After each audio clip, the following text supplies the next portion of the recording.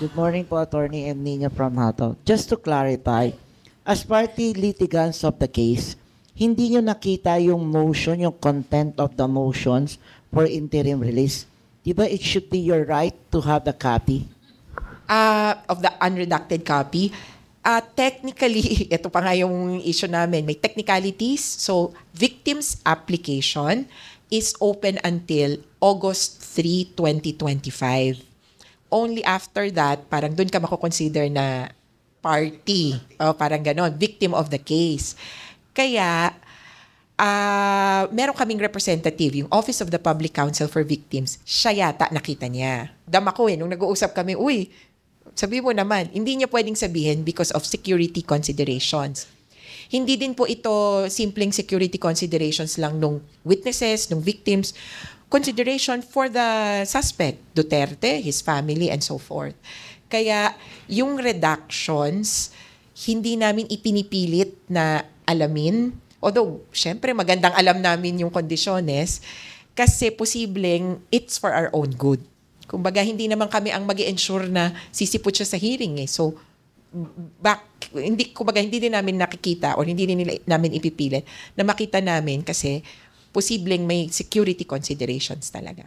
Another thing, yung warrant of arrest niya, yung pagkaka-aresto kay Duterte, it takes years pa bago na-implement at nailabas. Sa tingin yung kaso, how long it will take, aabot pa ba to na possible na baka makaupo pa uli yung kanyang anak for the 2028?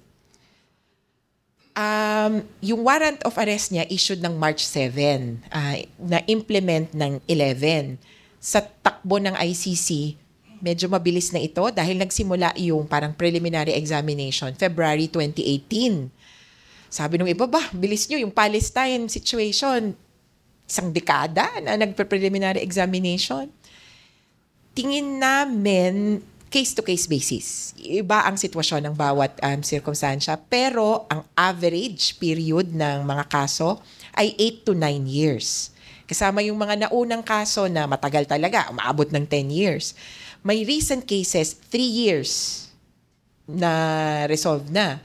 Pero with the complications in this case, definitely it will take more than 3 years. So, do you think, if ever, na possible na makaupo uli yung kanyang anak at nakabalik sa poder, may influensyahan yung case later on?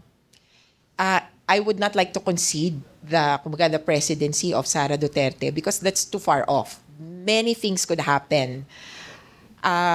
While it's a possibility, it's not a certainty. Okay? Hindi natin sigurado. Maraming pwedeng mangyari. Kaya, ang ano ko lang ay kung sino man ang maging presidente sa 2028, posibleng magkaroon ng role o posibleng ma-impact niya ng kanyang foreign policy, yung ICC proceedings, particularly by pledging to be part again of the ICC and committing to obligations. So, to cooperate.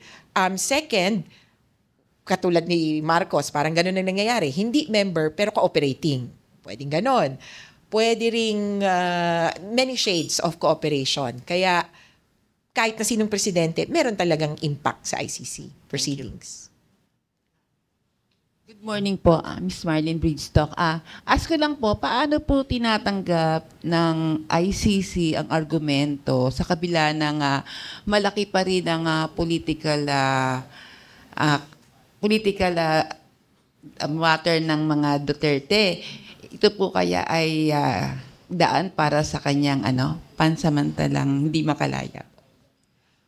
Tama kayo sa pansamantalang hindi makalaya kasi yung political influence pwedeng magkaroon ng epekto dun sa capacity to influence, obstruct, or interfere with the proceedings. It's how you use that influence.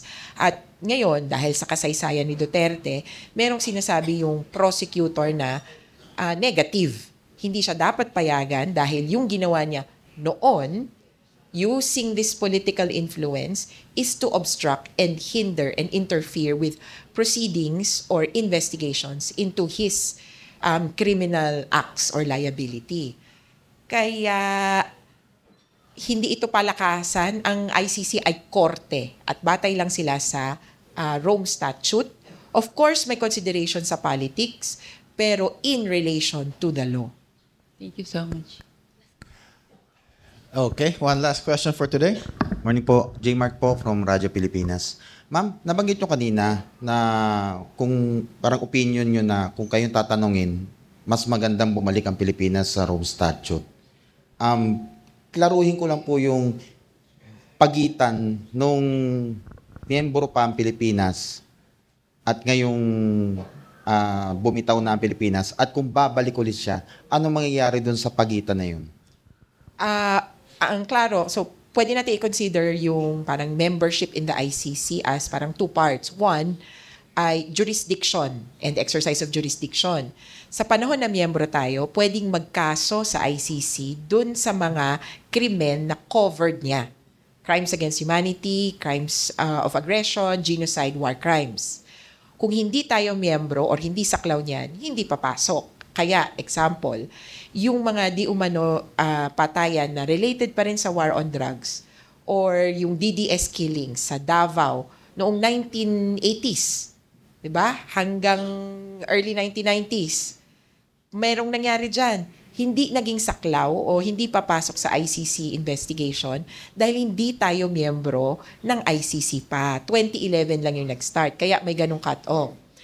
Pero on the other hand, ang pagiging miyembro ng ICC, merong parang obligasyon what to do.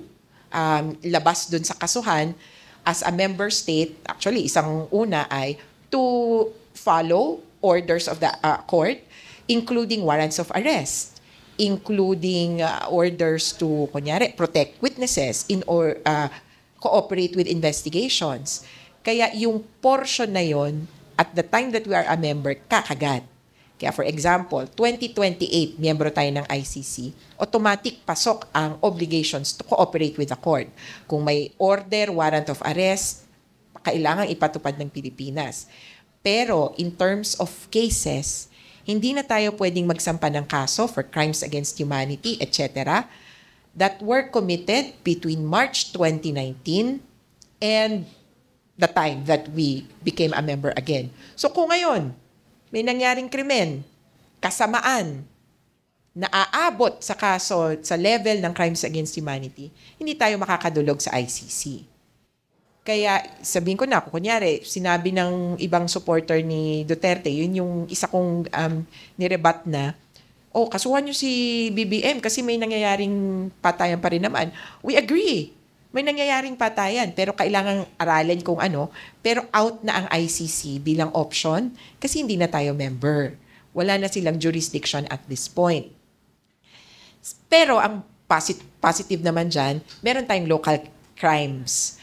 RA 9851 na pwedeng gamitin para kasuhan kung sino man ang nagkukumit ng ganito katinding kaso sa ngayon sa Pilipinas.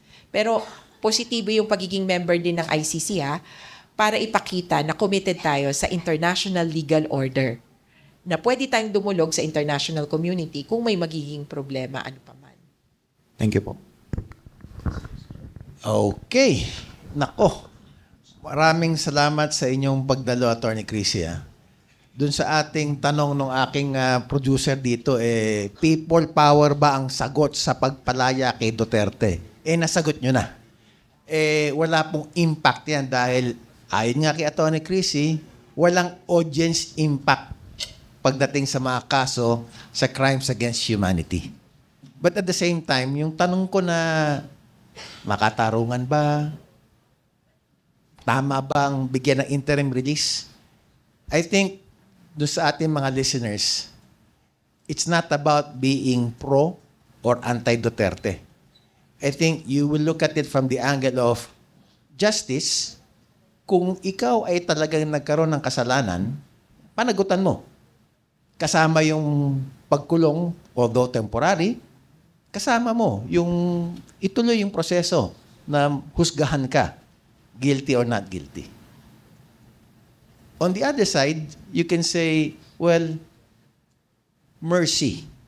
Dahil may edad na yung ating dating Pangulo, mahina yung katawan, hindi naman siguro aalis, pero pagbigyan na lang natin humanitarian considerations.